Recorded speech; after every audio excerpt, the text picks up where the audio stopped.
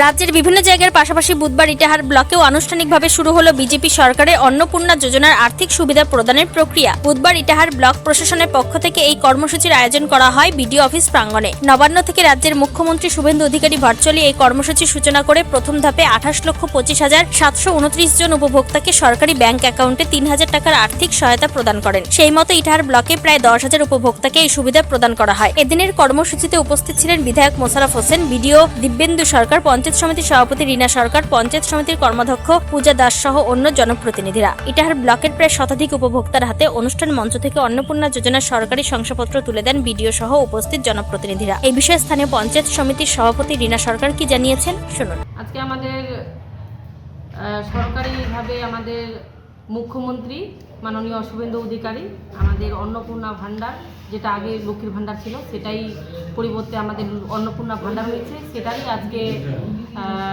শুভ সূচনা করলেন। এবং যারা আগে ফর্ম ফিল আপ করেছেন প্রায় 28-এরও অধিক বেশি আছে, যেগুলো ফর্ম ফিল আপ হয়ে গেছে, তারা আজকে থেকে তাদের অ্যাকাউন্টে টাকা ঢুকবে।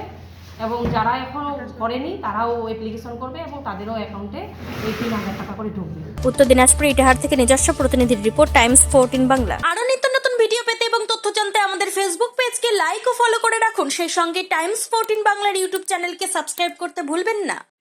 মুখের উজ্জ্বলতা হারিয়ে গেছে, স্পট পড়ে গেছে, ব্রণ ভর্তি, তাই আর দেরি না করে আজই আসুন রায়গঞ্জের চণ্ডীতলায় হেলথ প্লাস মাল্টি স্পেশালিটি ক্লিনিকে এবং এখানে পান অভিজ্ঞ ডাক্তার দ্বারা ফ্রি স্কিন টেস্ট। আরো বিস্তারিত জানতে যোগাযোগ করুন 9674895169 এই নম্বরে।